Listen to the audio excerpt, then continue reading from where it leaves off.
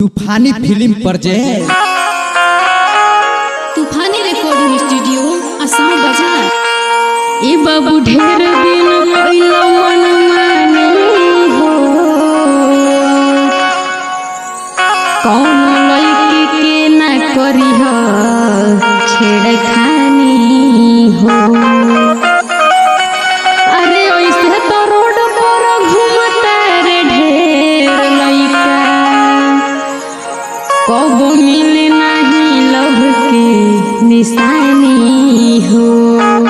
बुझला भले हम बनी बाबू हो केतनो खराब, तबो केहू के ना देले बानी लव के जाबा, लव के जाबा, लव के जाबा।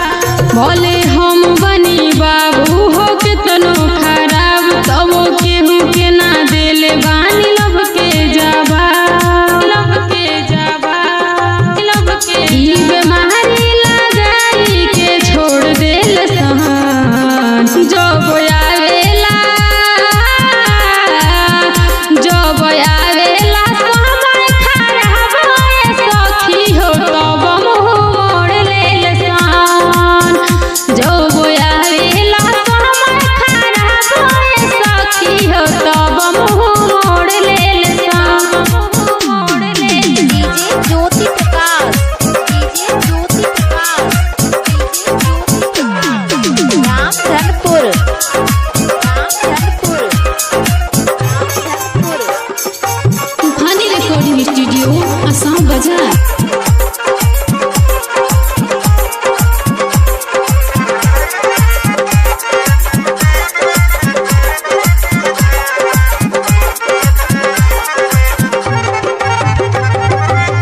प्यार करे वाला को देव नहीं मौका, इसकी बड़ी हो देवेले संधोखा, देवेले संधोखा, देवेले संधोखा। प्यार करे वाला को देव नहीं मौका, इसकी बड़ी हो देवेले संधोखा। सब इज्जतिया के खुरपी से कोड़ देल सा, कोड़ देल सा। जब आवेला जब आवेला समय खराब होए सखी हो, तब मुँह मोड़ लेल सान।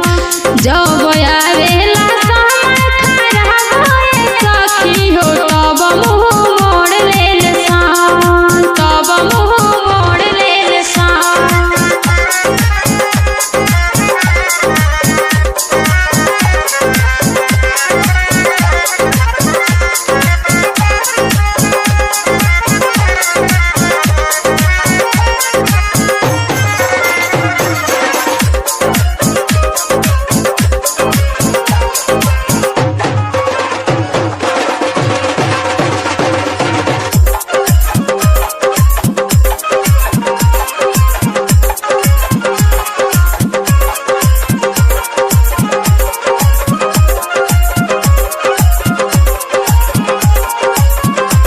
तूफानी रिकॉर्डिंग स्टूडियो आसाम बाजार। मिथिलेश बाबू के पीछे घुमाइले, बबुआ विकास के भावना दिखाइले, भावना दिखाइले, भावना दिखाइले।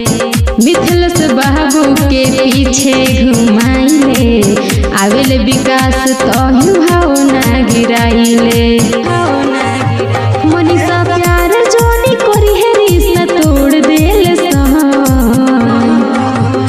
जब आवेला जब आवेला समय